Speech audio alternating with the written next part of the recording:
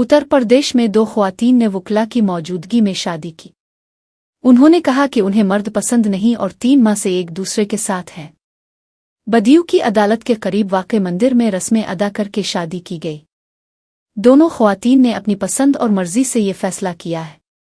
ये वाक़या social media पर भी ज़ेरे बहस है। मकामी लोग इस अनोखी शादी को लेकर मुख्तलिफ रद्द-ए-अमल दे रहे हैं।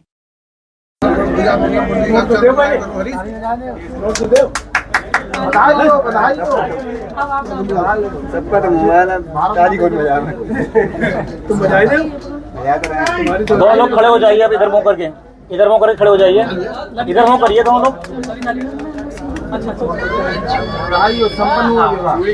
अभी वो लग जाए शुरू। अरे खन गई भैया रात में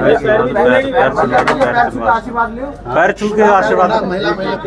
क्या बात है, रूल खुद बनाएंगे, भगवान के हाथ जोड़। तो आप दोनों लोग इधर देख के खड़े हुए हैं, इधर देख लीजिए दोनों लोग साथ में खड़े होके। सर किससे